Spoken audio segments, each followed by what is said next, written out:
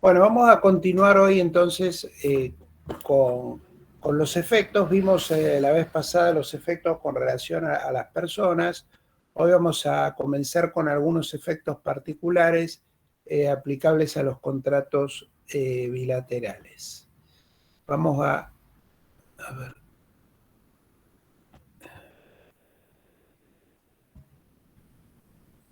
Proyectar la presentación. Avísenme por favor si se ve bien.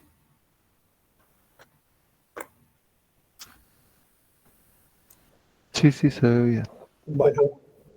Bueno, vamos a ver hoy tres institutos particulares,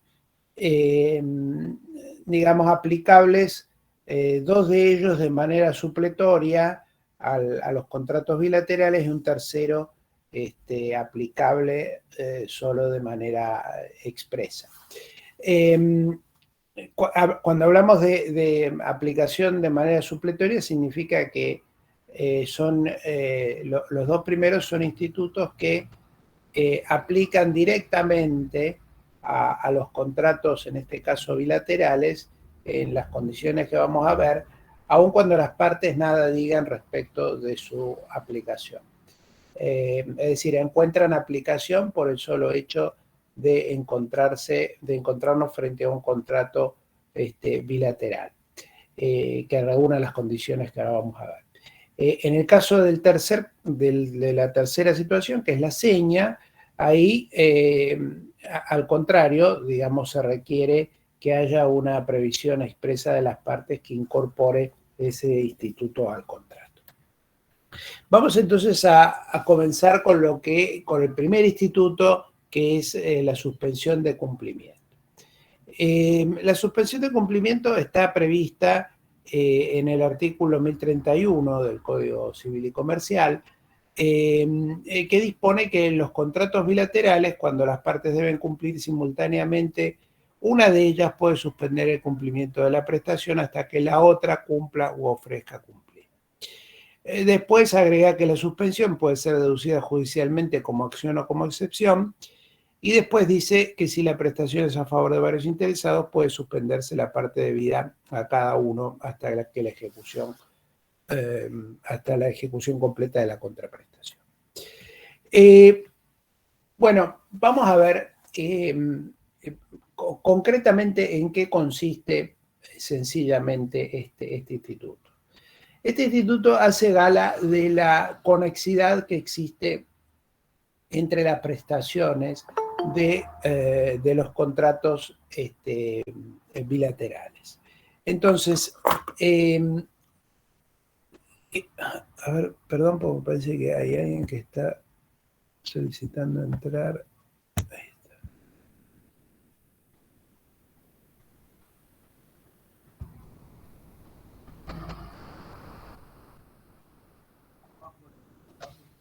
Bueno.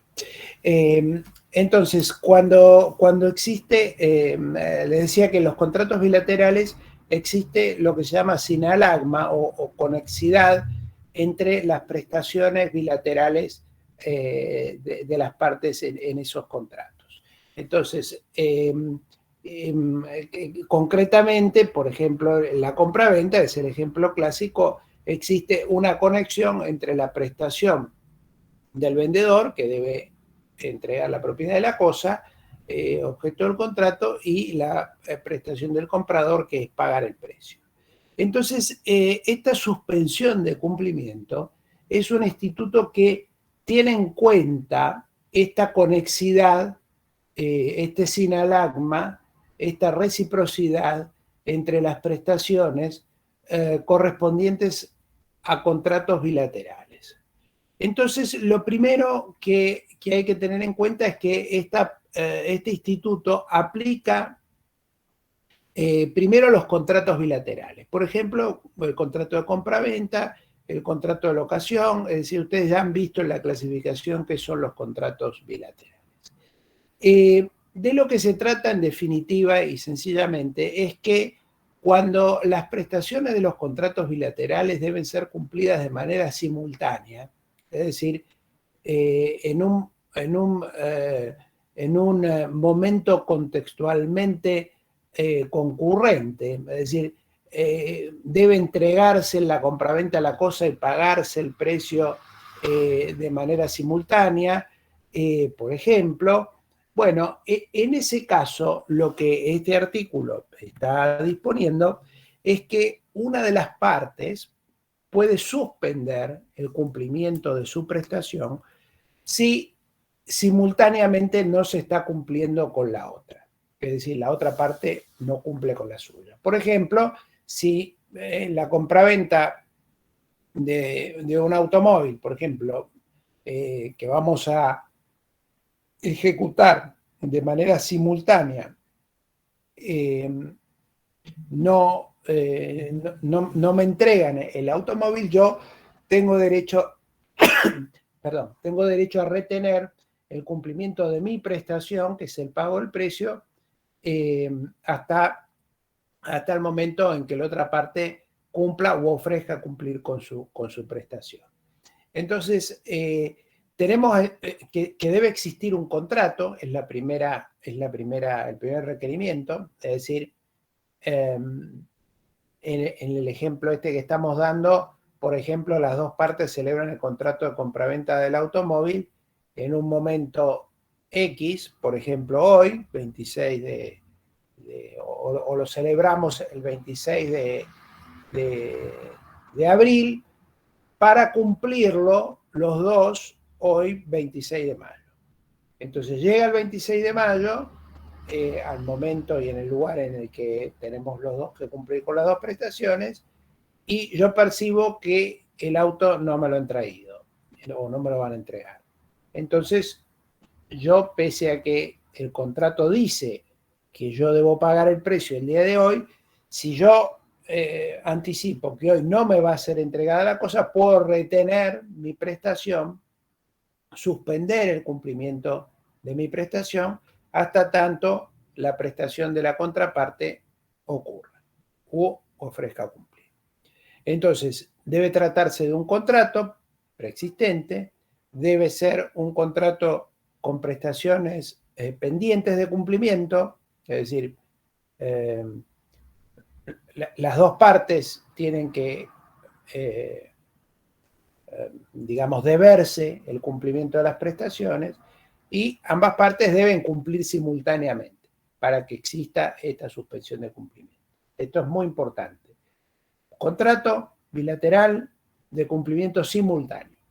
Si el cumplimiento no es simultáneo, porque, por ejemplo, yo tengo que entregar el auto o tengo que pagar el precio hoy y el auto me lo van a entregar dentro de 15 días, yo no puedo aplicar esta suspensión de cumplimiento, porque la suspensión de cumplimiento solamente procede en los casos en que el cumplimiento debe ocurrir simultáneamente.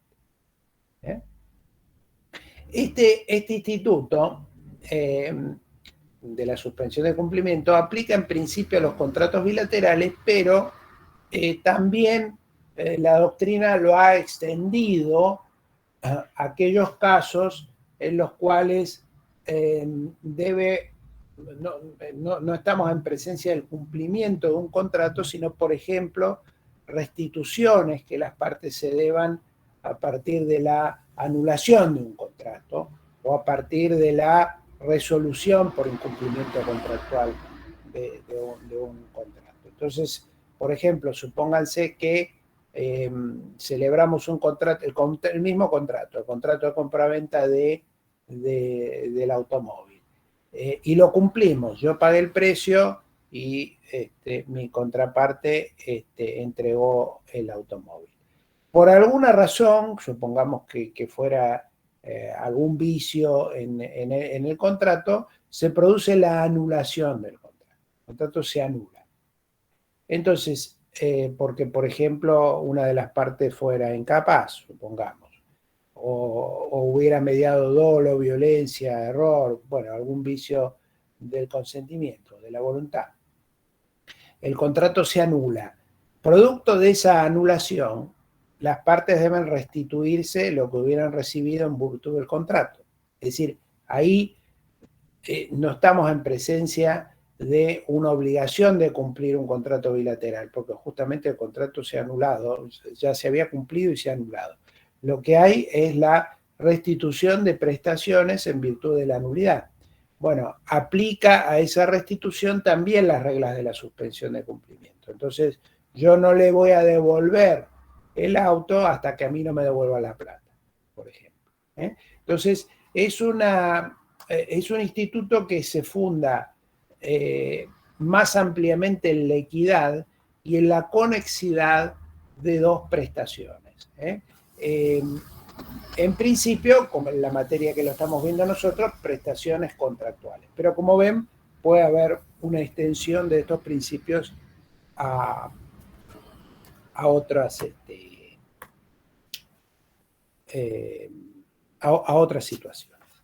Entonces, ese es el ámbito de aplicación de esta suspensión.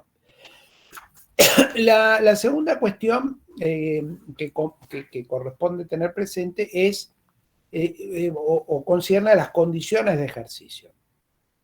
Es decir, ¿cuándo puede ejercerse esta suspensión de cumplimiento? Bueno, en primer lugar, quien lo ejerce debe cumplir u ofrecer cumplir. Es acá, como ustedes lo ven, de los contratos bilaterales, cuando las partes deben cumplir simultáneamente, una de ellas puede suspender el cumplimiento de la prestación hasta que la otra cumpla u ofrezca cumplir. Es decir, yo suspendo la ejecución hasta que la otra parte cumpla u ofrezca cumplir.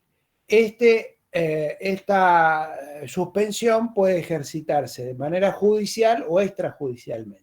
Es decir, puede ocurrir que yo, digamos que a mí se me demande judicialmente el cumplimiento de mi prestación y entonces yo voy a oponer la excepción.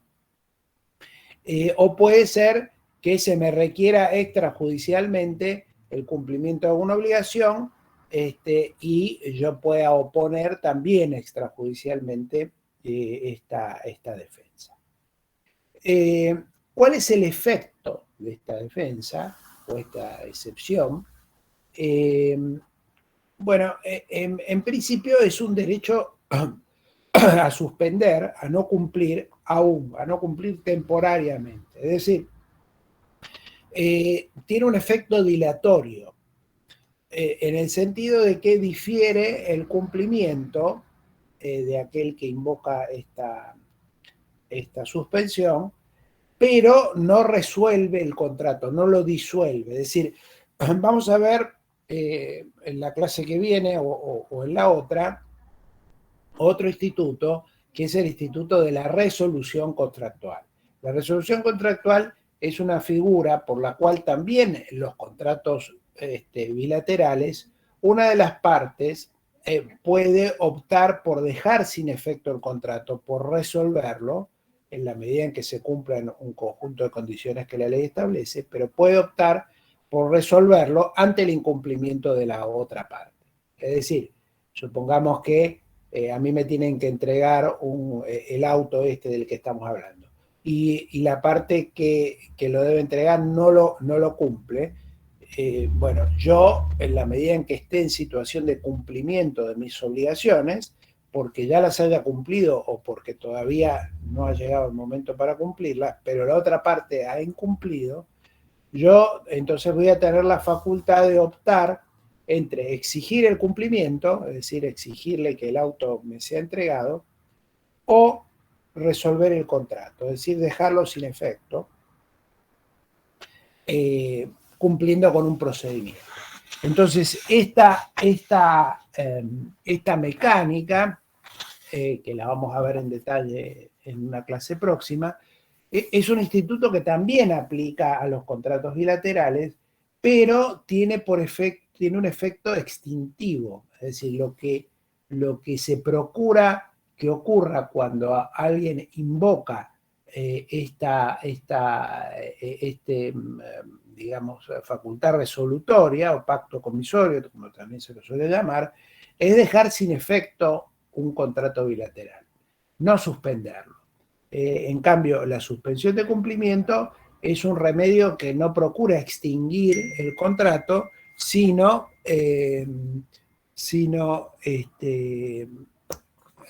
digamos, dilatar el cumplimiento, suspenderlo. ¿Para qué? Para que el cumplimiento de las dos prestaciones ocurra de manera simultánea como está previsto.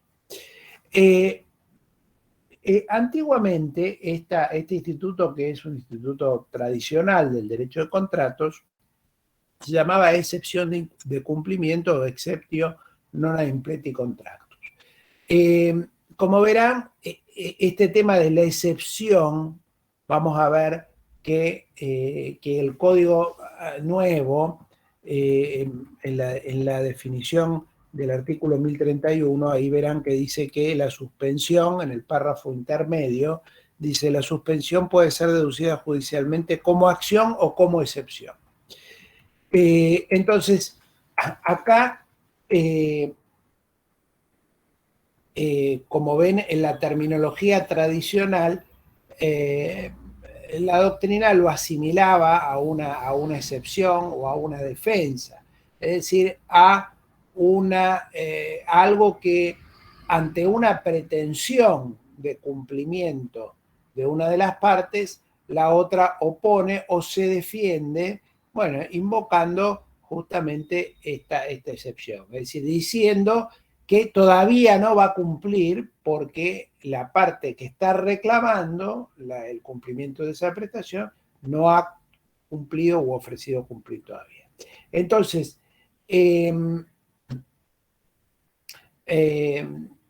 como verán, ese es digamos, el ámbito normal de funcionamiento de este instituto de la suspensión de cumplimiento. Es decir, normalmente en las condiciones habituales la suspensión de cumplimiento funciona como una excepción o como una defensa que se opone ante un reclamo de cumplimiento. Es decir, alguien me reclama cumplir y yo digo, no, un momentito, todavía no tengo que cumplir. Cumplí vos o cumplamos juntos y entonces sí, pero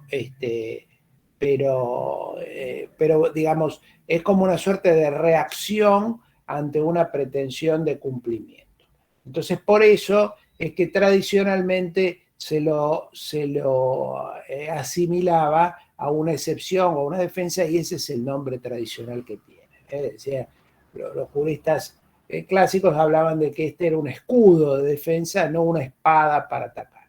Pero vamos a ver que, bueno, se dio durante la vigencia del Código derogado una discusión respecto de si podía promoverse también o podía utilizarse este instituto como acción. Bueno, como habrán visto, el Código lo recepta, que eso es posible. Ahora vamos a ver cómo podría ser ese caso, pero en general, en la práctica van a ver que esto sigue funcionando en la mayoría de los casos como una defensa o excepción. Como dijimos, el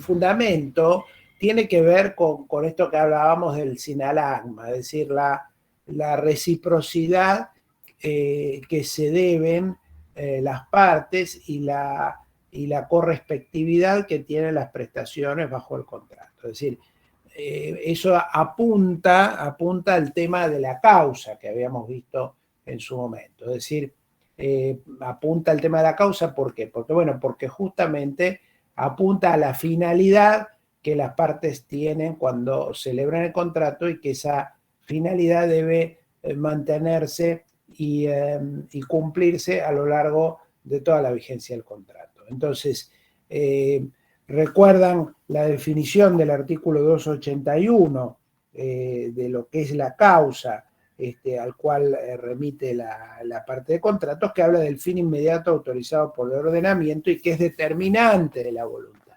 Entonces, la compraventa es determinante de mi voluntad como vendedor obtener el precio, y es determinante de la voluntad del comprador de pagar el precio y obtener la cosa. Entonces, estas dos prestaciones son dos prestaciones que están correlativamente vinculadas, conectadas. Entonces, es lógico que entonces la ley entienda que que esa conexión debe preservarse no solo en el momento en el que las partes conciertan el contrato o acuerdan dan su consentimiento para el contrato, sino también en todo momento, y en particular en la etapa de cumplimiento o de ejecución. Entonces, esta suspensión de cumplimiento funciona como una manifestación de lo que se llama sinalagma funcional, es decir, hay un sinalagma genético que es la correspectividad de las obligaciones en el momento en que el contrato nace, se gesta, por eso es genético, y hay un sinalagma funcional que tiene que ver con el mantenimiento y la preservación de ese sinalagma, de esa correspectividad de las prestaciones durante el momento de la ejecución.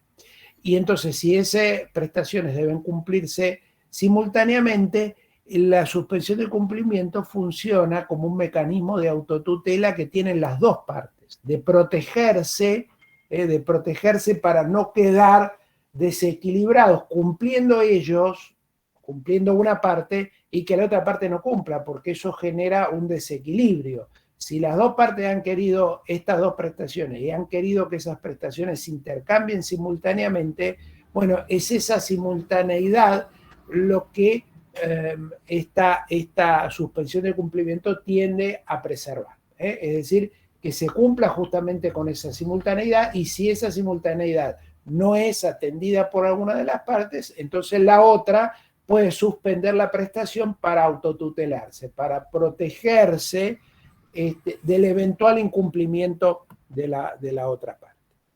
Es una garantía en favor de las dos partes, entonces, ¿no? Perdón, se escucha muy bajito, no lo escuché bien. Es una garantía en favor de las dos partes. Es una especie, claro, de mecanismo de autotutela que tienen las dos partes. Tienen las dos partes.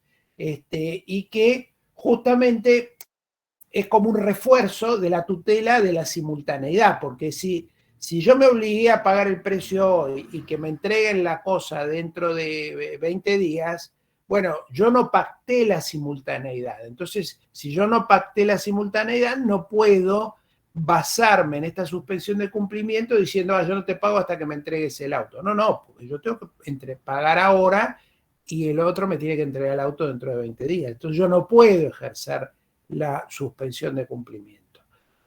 ¿Por qué? Porque justamente la suspensión de cumplimiento tiende a brindar un elemento de autotutela a las partes que han pactado que el cumplimiento se produzca simultáneamente. Entonces funciona como una garantía de esa simultaneidad.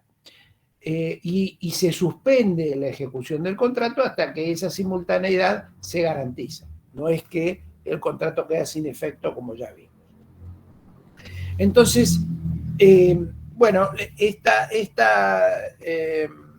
instituto obviamente puede encontrar alguna proximidad con algún otro, por ejemplo, con la compensación o con el derecho de retención, pero es distinto en el sentido de que la compensación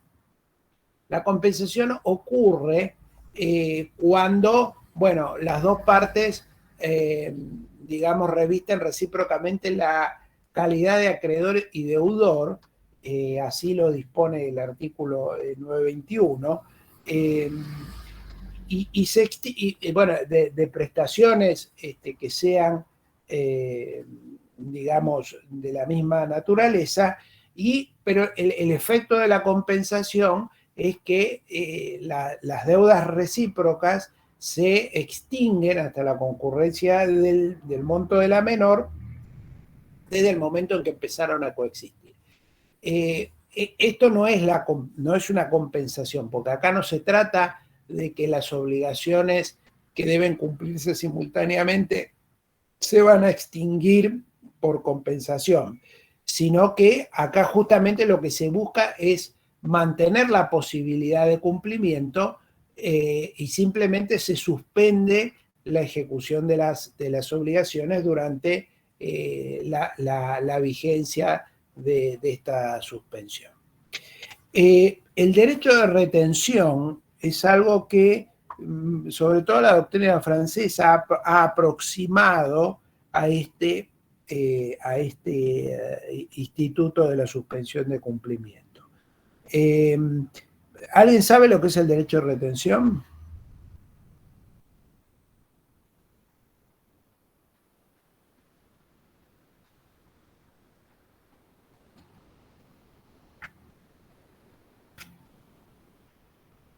¿No? No, profe, no. Bueno, el derecho de retención es un derecho que, digamos, en materia de derechos reales, para algunos el derecho de retención es un derecho real, es la facultad que tiene un acreedor respecto de alguna obligación de conservar y de retener, por eso de conservar y mantener en su poder algo que debe restituirle al deudor hasta que el deudor le pague lo que debe, pero en razón de esa cosa. Es lo que ocurre, por ejemplo, en el caso del mecánico, por ejemplo, que arregló un auto y tiene derecho a cobrar el precio de la reparación. Entonces, en ese caso, el mecánico tiene derecho a retener el auto hasta tanto el precio le haya sido pagado. Es decir, o también en caso de service de máquinas, digamos, tiene que ver con alguna deuda que haya sido originada con ocasión de alguna cosa y esa deuda no se paga, entonces el que tiene en su poder la cosa que es ajena, no la devuelve, la retiene hasta el momento en el cual lo que se le debe le es pagado. Acá, digamos, las figuras se aproximan bastante. Hay varias diferencias. Una que este derecho, como les digo, para algunos es un derecho real. Después tiene que ver con que es un derecho que se genera con ocasión del cumplimiento de algún otro contrato, pero no se trata de prestaciones, digamos, que se deban en función del contrato. Es decir, por ejemplo, si hay un contrato de reparación con el mecánico, bueno, el mecánico tiene la obligación de reparar la cosa y la otra parte tiene la obligación de pagar el precio. Entonces, si el mecánico repara la cosa, ya cumplió con su obligación. No hay ahí obligaciones recíprocas pendientes. Ya la cumplió su obligación. Es uno solo el que debe cumplir. No hay cumplimiento simultáneo. Hay uno que tiene que cumplir antes, que es el mecánico, y hay otro que tiene que cumplir después, que es pagar el precio. Con lo cual no hay simultaneidad. Pero lo que sí hay es digamos, coinciden en que es un mecanismo de autotutela o de autoprotección de una de las partes, en este caso del mecánico, que bueno, que la ley le concede la facultad de retener la cosa en su poder hasta tanto sea desinteresado, pero no es que está reteniendo el cumplimiento de su prestación.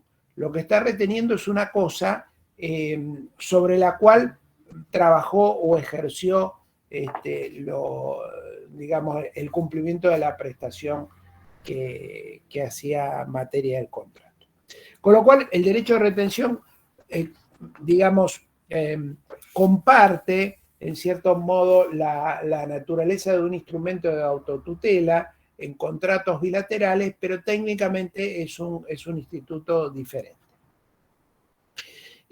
Finalmente, bueno, el pacto comisorio también es una figura que conviene tener, digamos, clara como distinta de la suspensión de cumplimiento.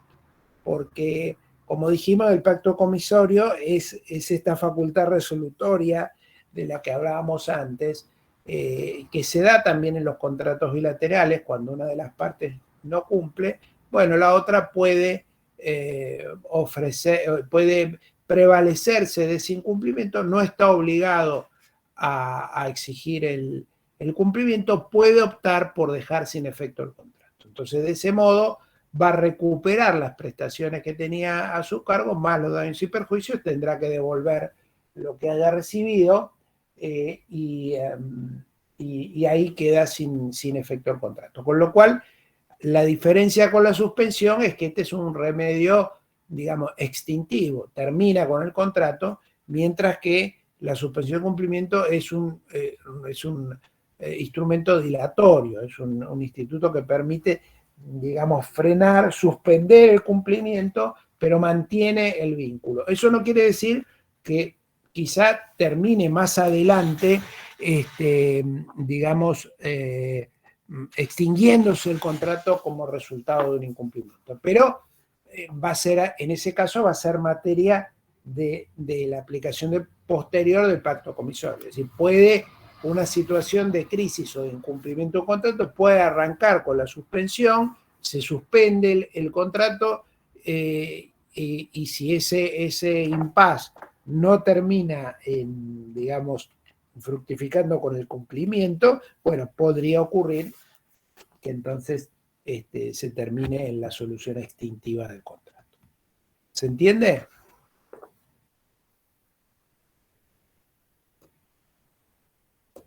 Sí, profe, no lo veo. Sí, profe. Sí, sí. Bien.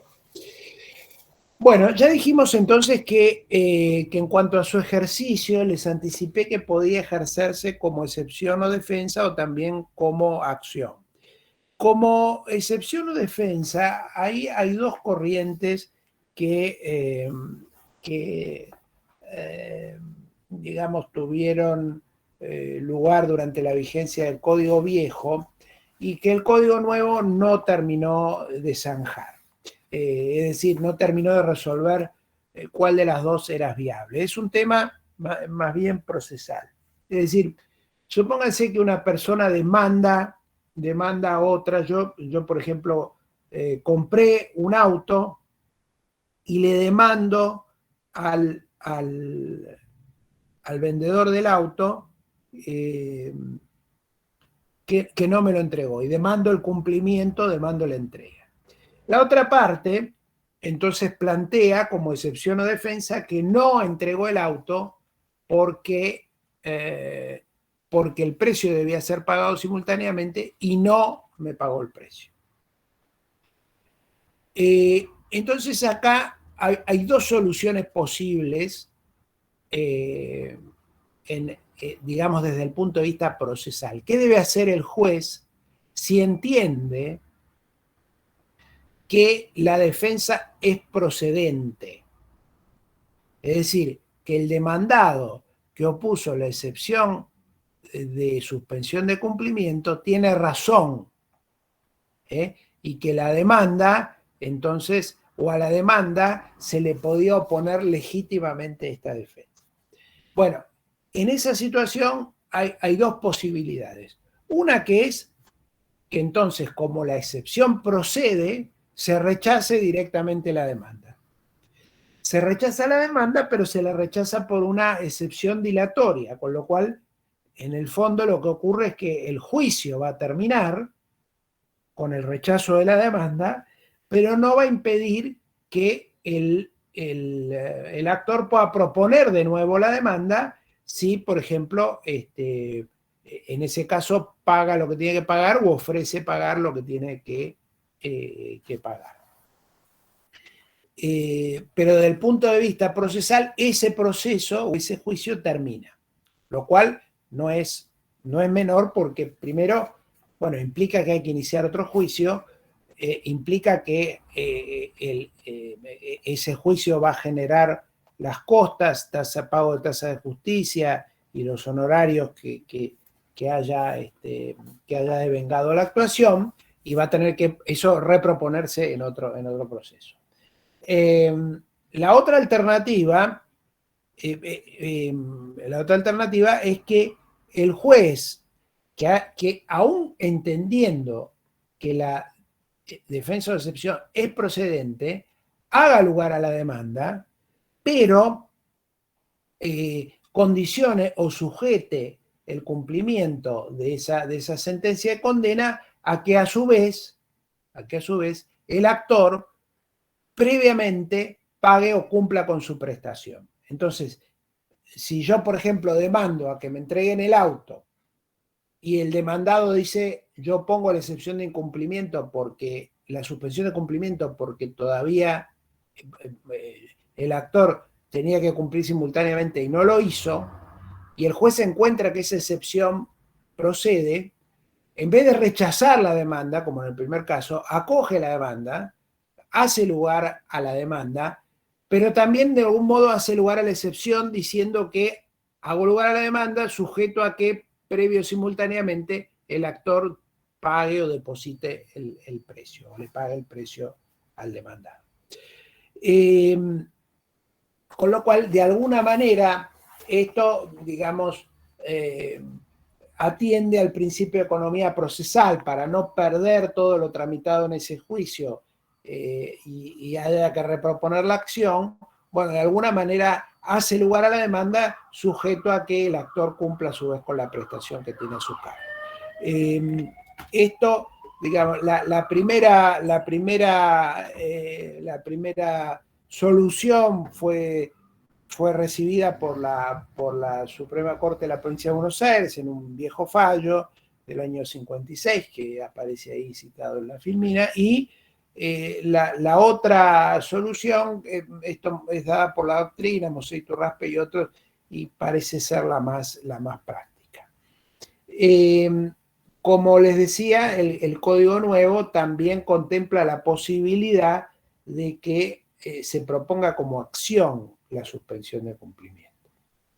Entonces, en ese caso, funcionaría como una demanda reconvencional, es decir, a mí me demandan que entregue el auto, yo demando que me entreguen el auto, y el demandado opone la suspensión de cumplimiento, pero como demanda reconvencional, es decir, exigiéndome a mí, me demanda a mí para que yo a su vez pague el precio. Es decir, no se limita, ustedes saben que la excepción es una defensa que impide la procedencia de la acción, pero no se pide nada nuevo. Es decir, la excepción sirve como un escudo para que pidiendo simplemente que se rechace la demanda. La reconvención constituye una pretensión independiente o una pretensión conexa a la que está planteada en la demanda, pero que se tramita dentro del mismo juicio.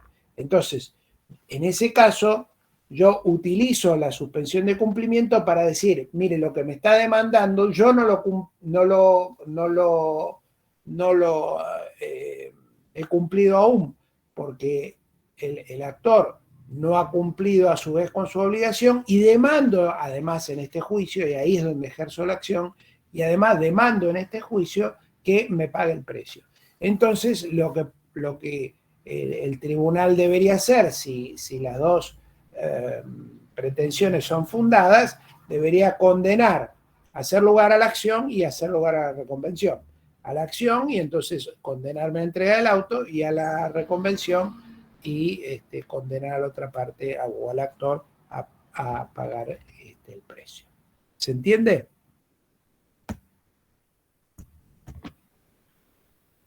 Sí, profe. Bien. Sí, sí, profesor. Hasta acá hemos hablado de, digamos, de ejemplos bien claros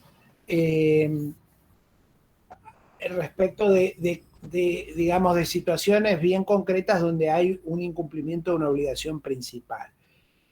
Van a ver que la doctrina y la jurisprudencia que citan los libros, bueno, hablan de casos a veces más vidriosos. Es decir, la pregunta sería, si ante la ocurrencia de cualquier incumplimiento o del incumplimiento de cualquier obligación contenida en el contrato, da lugar a la excepción de incumplimiento. Bueno, en los ejemplos que estamos hablando, que son de compraventa, por ejemplo, del auto, de un inmueble o casos como ese, y digamos, uno no entrega el objeto que tiene que entregar o el bien que tiene que entregar y el otro no paga el precio, es bien claro que estamos hablando de casos en los que es claro que esta suspensión procede. Los casos más vidriosos tienen que ver con situaciones en las cuales, Bueno, lo que hay es el incumplimiento de alguna obligación que no es la principal. Y sin embargo, la otra parte pretende no cumplir con la suya. Entonces, acá hay que distinguir si existe pacto o no existe pacto.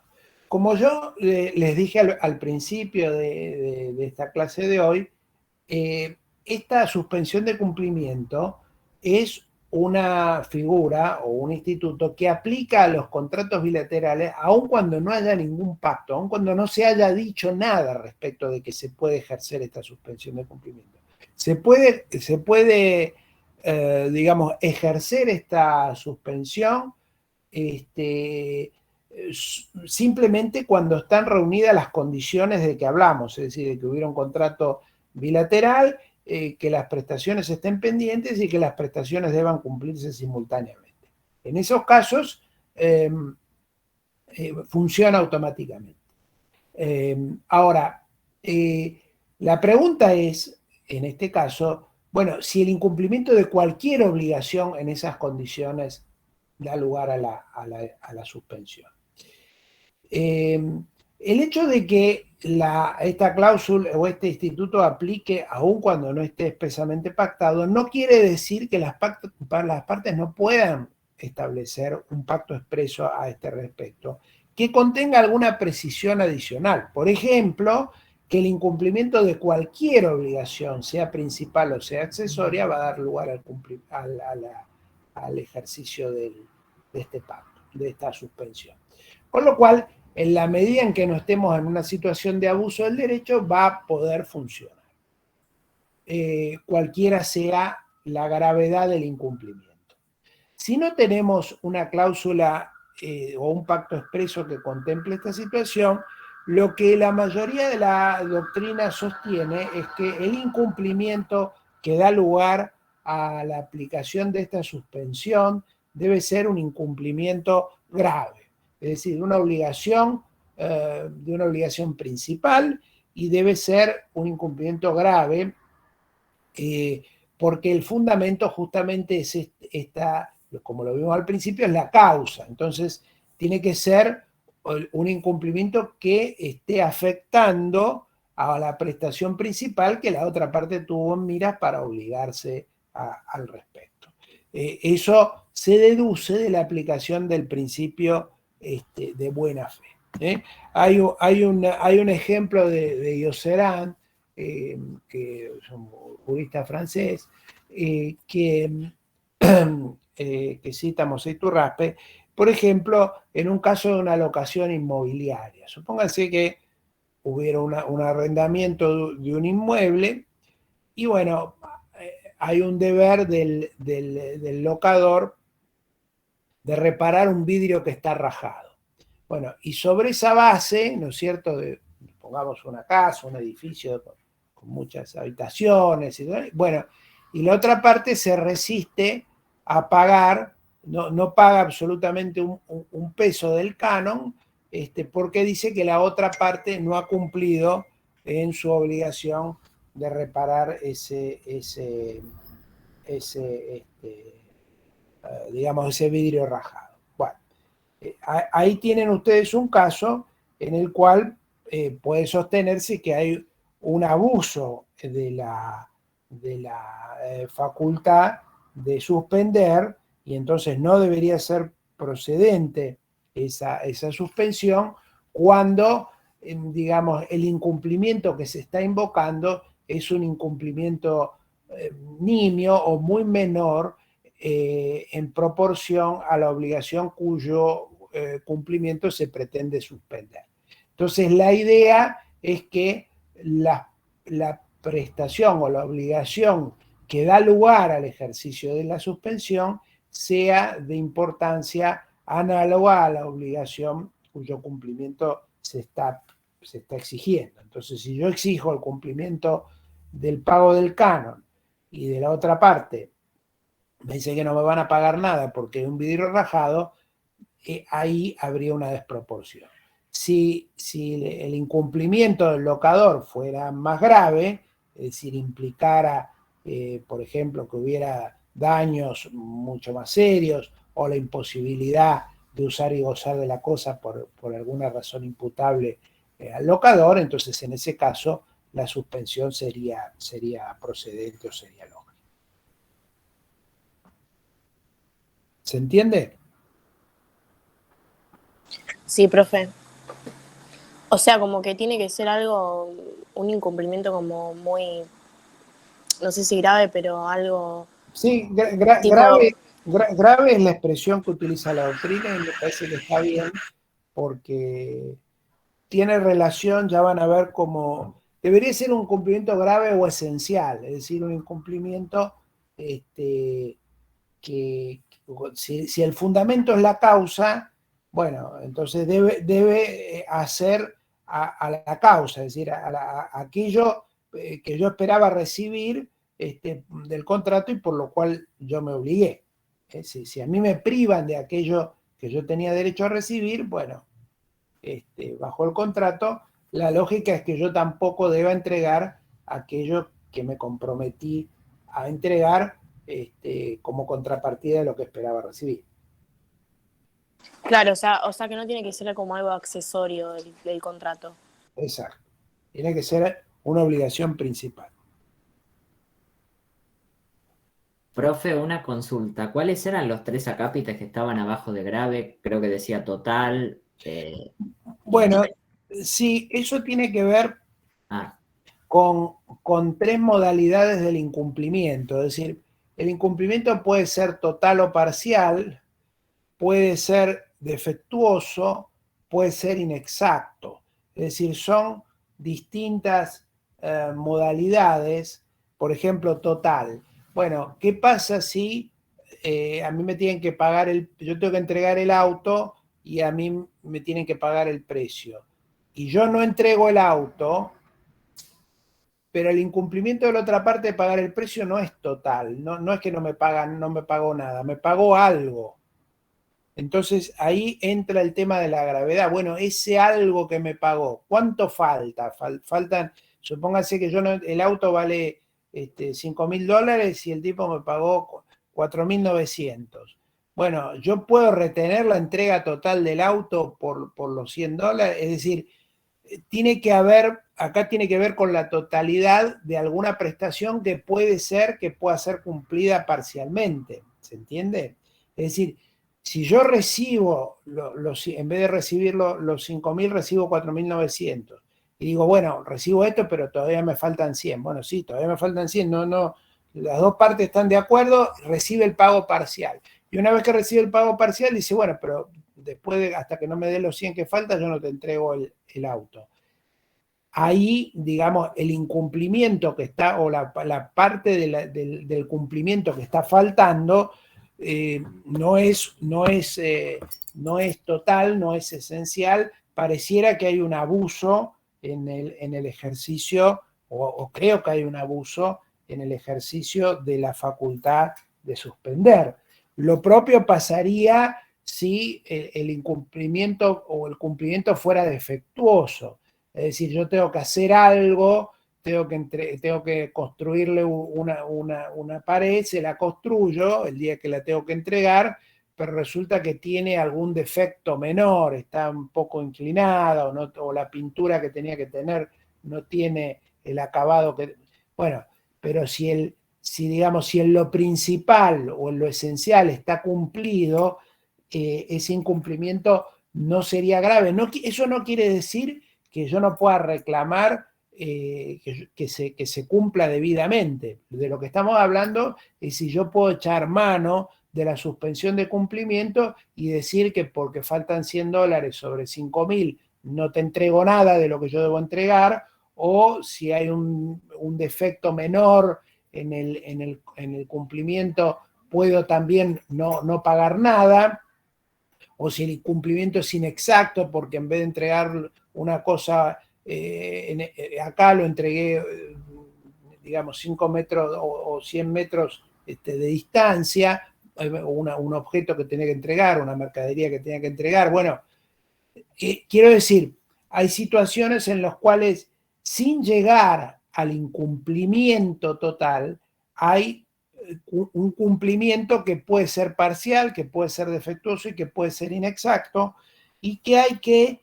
evaluar en la, digamos, en la economía del contrato para ver si ese cumplimiento es lo suficientemente grave como para dar lugar a la suspensión de cumplimiento o no. Como les digo, este es un instrumento de autotutela, de autoprotección, no un instituto para abusarse de él y no cumplir nada cuando se ha recibido sustancialmente lo que se tenía derecho a recibir bajo el contrato. No es una herramienta para abusar del derecho o para proceder de mala fe. Ahora, dicho esto, que no se pueda utilizar la suspensión de cumplimiento en determinados casos no quiere decir que yo no pueda reclamar los $100 que me faltan, o que me terminen de colocar la pared como corresponde, o que me entregue la mercadería a los 100 metros. Eso es otra cosa. Lo que, digamos, no significa que los incumplimientos menores no den lugar a la reparación de los daños y perjuicios que pudiera haber en ese incumplimiento menor, o exigir que se termine de cumplir como corresponde. De lo que estamos hablando es si yo puedo suspender el contrato y por lo tanto el cumplimiento total de mi prestación o no. ¿Se entiende? Claro, sí, sí. Perfecto. Bueno, ahora vamos a ir a otro instituto que es parecido a la suspensión, pero no es igual. Es un instituto novedoso porque no estaba en el código viejo. Había un artículo perdido ahí en la compraventa que parecía dar lugar a que excepcionalmente procediera, pero el instituto es el de la tutela preventiva, así se lo llama. Está tomado de los principios UNIDROIT, que recuerdan que sobre ellos conversamos al principio de las clases cuando hablamos de cuáles eran las fuentes de algunas de las normas del Código Civil y Comercial, pero bueno, digamos, estos principios fueron tomados como modelo para regular esta tutela preventiva. ¿Qué es la tutela preventiva? Bueno, está regulada o prevista en el artículo 1032. Dice que una parte puede suspender su propio cumplimiento si sus derechos sufriesen una grave amenaza de daño porque la otra parte ha sufrido un menoscabo significativo en la aptitud para cumplir o en su solvencia. La suspensión queda sin efecto cuando la otra parte cumple o da seguridades suficientes de que el cumplimiento será realizado. ¿Qué es esto? Esto es, como vieron o como vimos hasta ahora, la suspensión de cumplimiento es un instituto que aplica de pleno derecho a los contratos bilaterales con prestaciones recíprocas pendientes de cumplimiento, pero que deben cumplirse simultáneamente. La tutela preventiva aplica a contratos también bilaterales, también donde hay prestaciones recíprocas pendientes, pero no tenemos la simultaneidad. Entonces, acá de lo que se trata es que hay una parte que tiene que cumplir primero y hay otra que tiene que cumplir después. Entonces, obviamente, la parte que tiene que cumplir primero está en una situación de relativa debilidad o desprotección porque va a cumplir su prestación y tiene que confiar en que la otra parte va a cumplir la suya. Obviamente esto lo tiene que pensar en el momento en el que hace el contrato. En el momento que hace el contrato y dice, bueno, yo voy a entregar la mercadería hoy y voy a cobrar dentro de 40 días, bueno, está asumiendo ese riesgo, el riesgo de que a los 40 días la otra parte no cumpla. Ahora, ¿qué es lo que este artículo o este instituto viene a preservar? Bueno, viene a preservar situaciones en las cuales entre el momento que se hace el contrato y el momento en el que la parte que debe cumplir primero debe ejecutar su prestación, ha ocurrido respecto de la contraparte algo grave que le permite suponer que no va a cumplir. Entonces, y entonces le da derecho a suspender el cumplimiento de su prestación. ¿Pero se puede explicar de nuevo esa parte? Sí. A ver, la diferencia esencial con el instituto de la suspensión es que en la suspensión del artículo 1031, yo digo, yo no te cumplo porque vos no cumplís, porque las dos prestaciones son simultáneas. Yo no te entrego el auto porque vos no me estás dando la plata, y los dos tenemos que cumplir ahora. En la tutela preventiva, los dos no tenemos que cumplir ahora. Yo te tengo que entregar el auto ahora y vos me vas a pagar dentro de 6 meses. Ahora, cuando llega el momento que yo te tengo que entregar el auto, hay razones suficientemente graves para suponer que dentro de 6 meses vos no me vas a cumplir, no me vas a pagar. Entonces ahí yo suspendo, no porque vos no cumplís, sino porque no vas a cumplir. Y tengo elementos graves y serios para poder afirmar que no vas a cumplir. ¿Se entiende? Sí, doctor, como por ejemplo Sí, que el sí. otro se declare a la quiebra. Bueno, sí. Lo que pasa es que la presentación de la otra parte en concurso o quiebra ya tiene un régimen propio. Ustedes van a ver que el artículo 20 de la Ley de Concurso de Quiebra regula, digamos, la situación de contratos con prestaciones recíprocas pendientes en las cuales una de las partes se presenta en concurso. Entonces ahí van a ver, hay un mecanismo que no vamos a explicar ahora, pero que de alguna manera con la autorización del juez se permite el cumplimiento del contrato. Con lo cual yo les diría que esa situación está regulada y estuvo regulada por lo menos desde la ley anterior a la actual, que era la 19.551. Acá son situaciones más de hecho que jurídica, en el sentido de que no es que la otra parte se presente en concurso, pero yo puedo afirmar que la otra parte ya ha visto deteriorada su solvencia de una manera muy seria. Supongamos, el ejemplo que dan los principios UNIDROIT tiene que ver, por ejemplo, con un contrato de obra. Supónganse que yo contrato una fábrica de alguna máquina muy sofisticada, supónganse estos, no sé, estos especies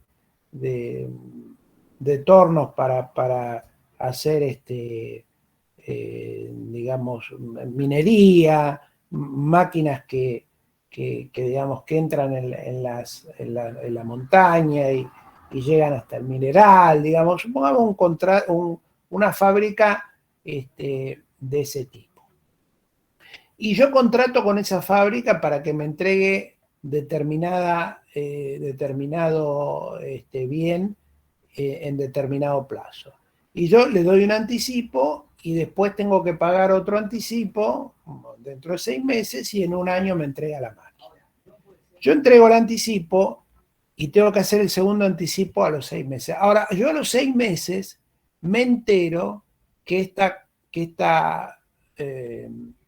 compañía, por ejemplo, ha contratado la realización con otros de otros 2 tornos de estos, llamémoslo como uno lo quiera llamar, y no tiene ni la capacidad técnica para hacer lo mío más lo de los otros dos, ni tiene acopiado el material, no compró el material para hacer ni el mío ni el otro, y tenía comprometidas otras máquinas que tenía que entregar con otros que ya estaban vencidos y que no se las entregó.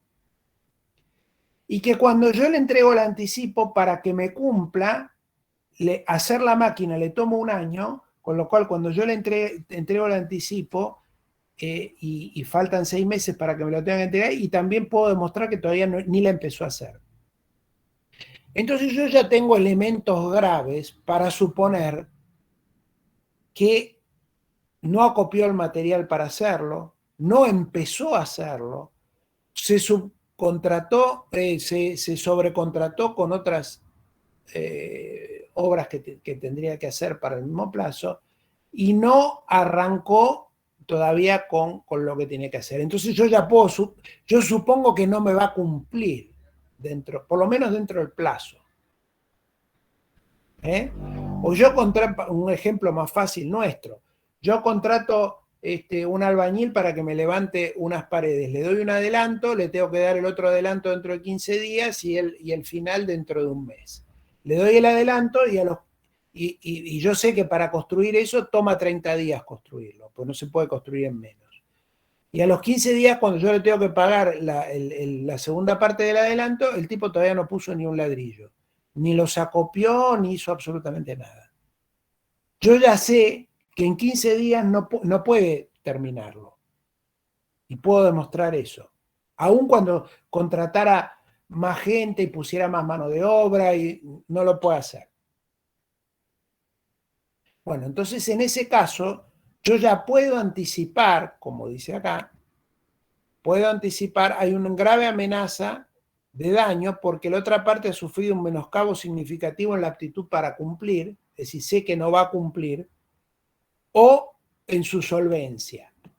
Son 2 situaciones distintas, es decir, debe haber un grave menoscabo en su aptitud para cumplir o en su solvencia.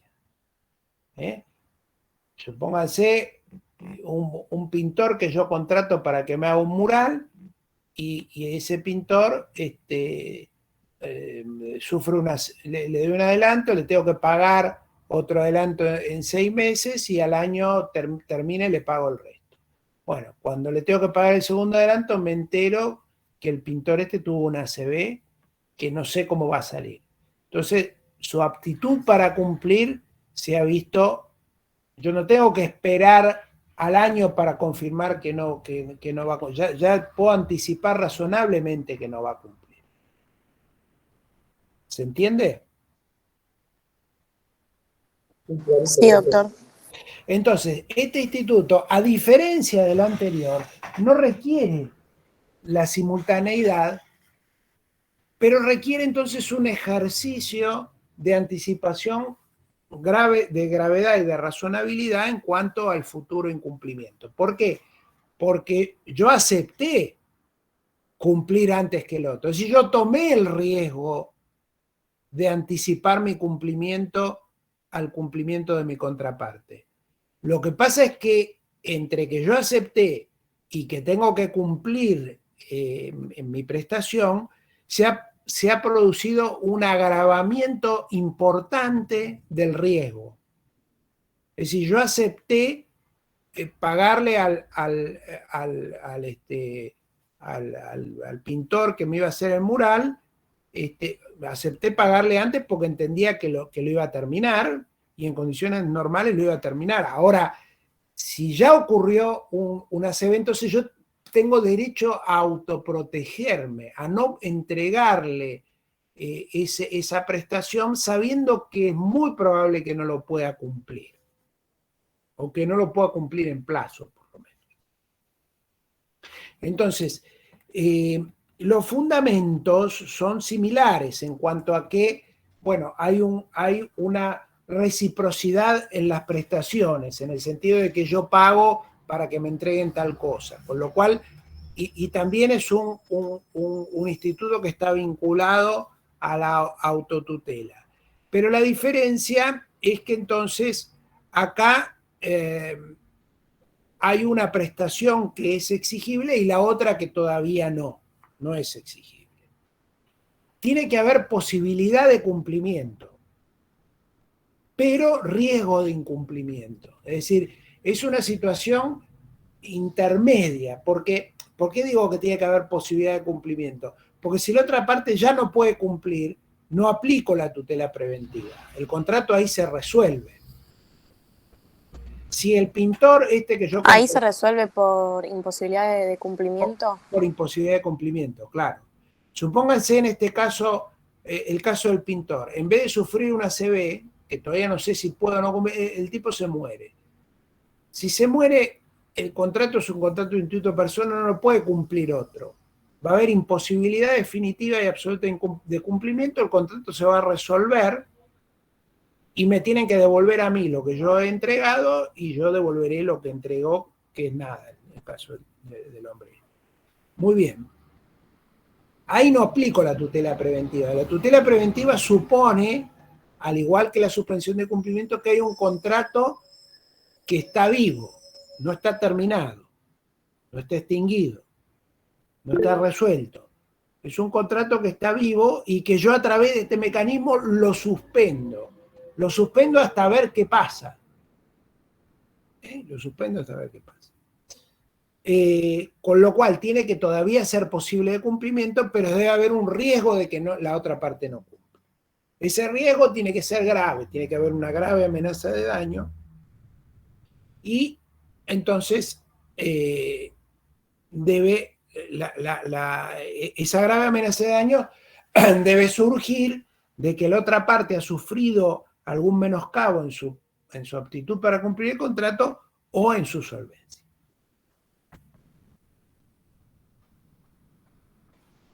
Perdón, Entonces, profe, se me ocurrió un ejemplo súper actual, el cantante que se dio el golpe con la moto y está internado,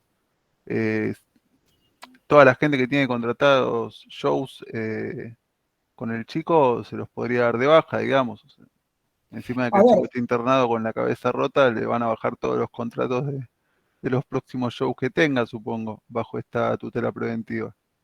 Bueno, obviamente lo pueden ejercer esa tutela preventiva. Lo que pasa es que la tutela preventiva, recuerden, no es para dar de baja el contrato, como vos decís. Es para suspenderlo. Es decir, por ejemplo, supóngase que yo le tenía que pagar hoy a este chico que iba a hacer el recital dentro de una semana, pero tengo que pagar hoy. Entonces, yo sin dar por caída la fecha, todavía no la doy por caída, la mantengo, pero no le pago el adelanto, porque yo ya sé que la semana esa no me va a poder cumplir. Entonces, si el tipo se recupera y reprogramamos la fecha, le daremos el adelanto y seguiremos para adelante. Si el tipo no se recupera o la fecha es esencial, porque por ejemplo yo contraté la cancha de Vélez para hacer el evento y no me la vuelven a alquilar, entonces ahí no aplico la tutela preventiva. Digo directamente, hay imposibilidad de cumplimiento porque vos el día 2 de junio no vas a poder, seguro no vas a poder cantar, yo tengo que levantar el recital y no lo voy a hacer, entonces ahí resuelvo el contrato por imposibilidad de cumplimiento. Pero la imposibilidad de cumplimiento resuelve el contrato, lo deja sin efecto, lo termina. La tutela preventiva simplemente permite suspenderlo hasta tanto la otra parte demuestre que cumple o que puede cumplir. ¿Se entiende?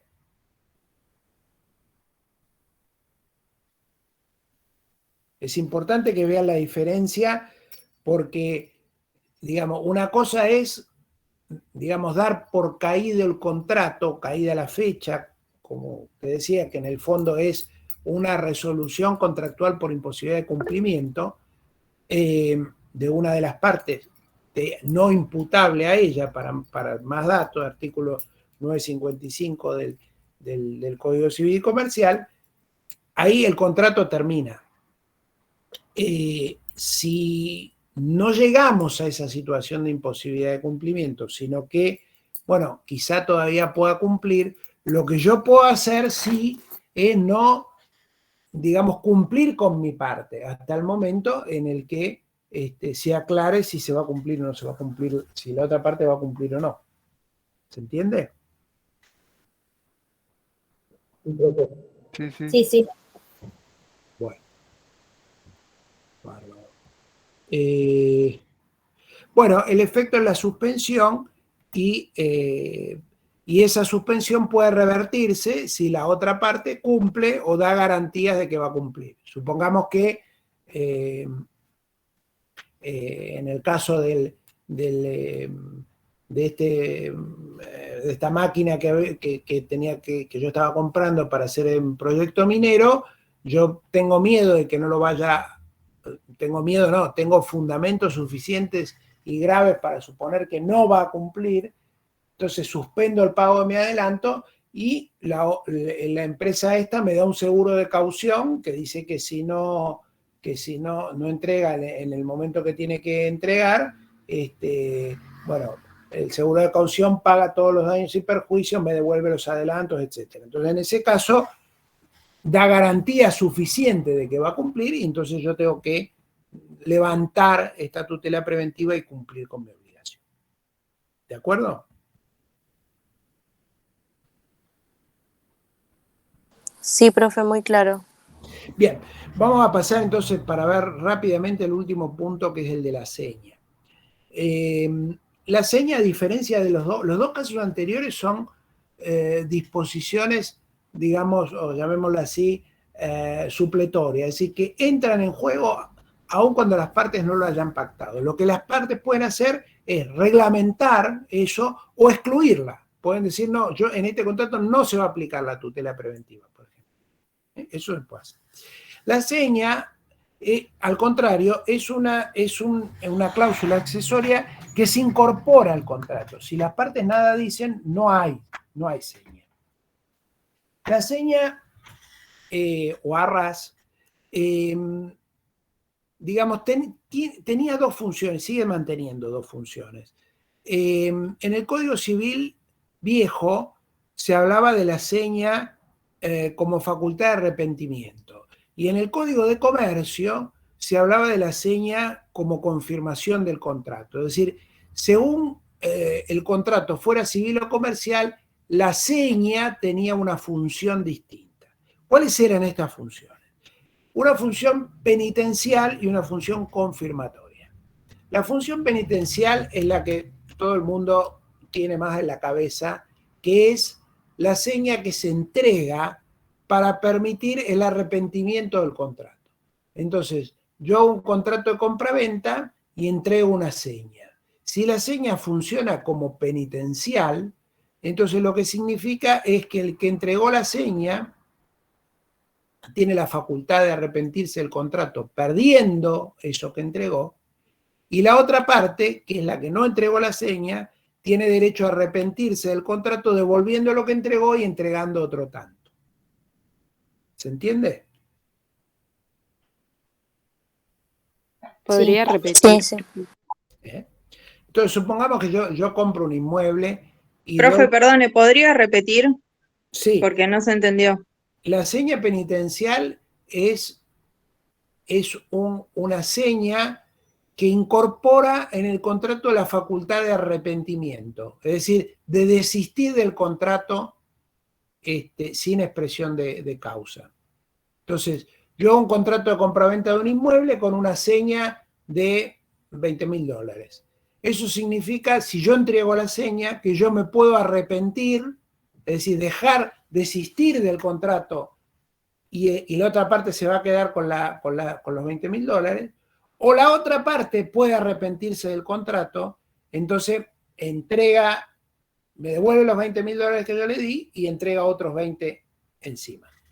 Es decir, la seña reglamenta una facultad de arrepentirse de un contrato que ya está hecho. Ya tenemos el contrato de compraventa perfeccionado y oferta de aceptación, se instrumentó como corresponde el contrato, Y antes de que se ejecute, está esta seña que permite durante un plazo a cualquiera de las partes arrepentirse teniendo esta penalidad, llamémoslo así. ¿Se entiende? Sí, sí. Sí. Sí. La seña confirmatoria es todo lo contrario. Ahí no tenemos ninguna facultad de arrepentimiento y la entrega de la seña sirve para confirmar que el contrato no solo está celebrado, sino que está comenzado a ejecutar. Entonces, si yo compro un inmueble y entrego como seña confirmatoria $20.000, son $20.000 que van a cuenta del precio. Es como si yo hubiera empezado a pagar el precio. ¿Se entiende? Sí, perfecto. Entonces, tenemos que la seña puede ser penitencial o puede ser confirmatoria. En el sistema viejo teníamos un problema porque la seña, si el contrato era civil, funcionaba como penalidad. Es decir, permitía a las partes retirarse del contrato perdiendo la seña. Pero si el contrato era comercial, la seña era confirmatoria. Funcionaba en el sentido totalmente contrario. Ninguna parte se podía arrepentir y no solo ya estaba el contrato, sino que ya estaba el comienzo de ejecución del contrato. El código nuevo, al eliminar el sistema civil y comercial, unifica todo y simplifica el tema. Dice, la entrega, el artículo 1059 dice, la entrega de señal o arras se interpreta como confirmatoria del acto, excepto que las partes convenga la facultad de arrepentirse. En tal caso, quien entregó la señal la pierde en beneficio de la otra y quien la recibió debe restituir la doblada. ¿Se entiende? Es decir, hay a estas dos funciones las sigue manteniendo, pero no distingue entre un contrato civil y un comercial. Todos los contratos que tienen seña funcionan bajo esta órbita. Si hay una mención de una seña y no se dice más nada, la seña es confirmatoria. Entonces ninguna de las partes puede arrepentirse y la seña funciona como comienzo de ejecución del contrato. Para que funcione como facultad de arrepentimiento, tiene que expresamente pactársela así.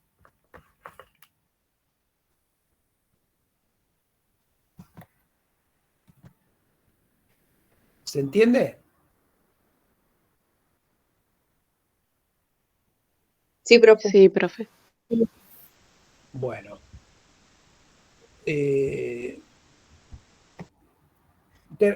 Si terminen de verlo del manual, pero yo le diría que no hay mucho más, o hay más, hay detalles, pero lo conceptual era lo que les quería transmitir porque ya estamos sobre la hora.